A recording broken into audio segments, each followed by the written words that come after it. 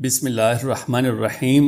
نہایت ہی معزز اور محترم مسلمان بھائیوں اور بہنوں، السلام علیکم ورحمۃ اللہ وبرکاتہ۔ سورہ ملک کی فضیلت میں جامعہ ترمذی میں ہے کہ نبی صلی اللہ علیہ وآلہ وسلم نے فرمایا، قرآن مجید کی ایک سورت ہے جس کی 30 آیات ہیں، وہ آدمی کی اس وقت تک سفارش کرے گی یہاں تک کہ اس کی مغفرت ہو جائے۔ اور ترمذی میں ہی سیدنا جابر رضی اللہ تعالیٰ عنہم بیان کرتے ہیں کہ نبی صلی اللہ علیہ وآلہ وسلم اس وقت تک نہیں سوتے تھے جب تک سورہ سجدہ اور سورہ ملک نہ پڑھ لیتے۔ اس روایت کو بھی البانی رحمۃ اللہ علیہ نے صحیح قرار دیا ہے۔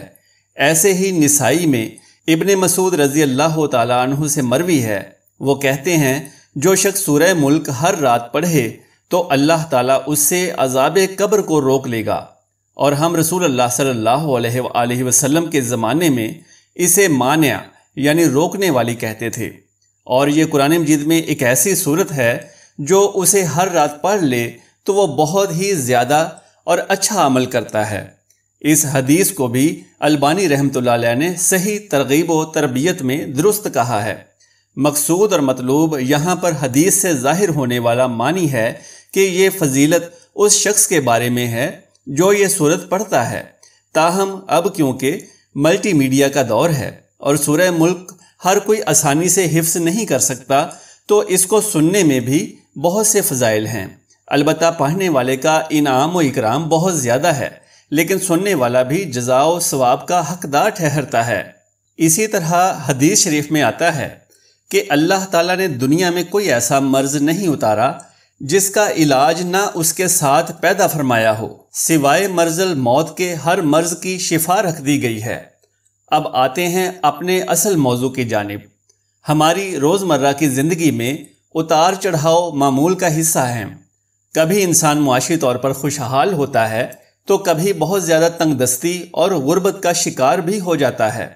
معاشی پریشانیاں بھی دراصل اللہ تعالیٰ کی طرف سے بندے کو آزمانے کا سبب ہیں، تاکہ بندہ اللہ کی ہر حالت میں شکر گزاری کا عادی ہو اور اچھے اور برے دونوں حالات کو رب کی طرف سے سمجھ کر شکر ادا کرے۔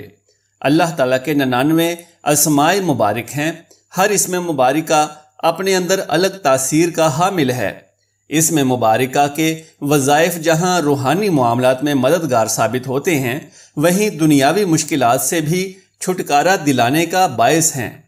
گھریلو اور کاروباری زندگی میں اتار چڑھاؤ آنے کی صورت میں نماز عشاء کے بعد اول و آخر درود شریف کے ساتھ 303 بار یا مجیب و یا وہاب پڑھیں، اور بعد از تسبیح اسم مبارکہ اللہ سے نہایت پرخلوص اور دردمندانہ انداز میں اپنی مشکلات دور اور حاجات پوری فرمانے کی دعا کریں۔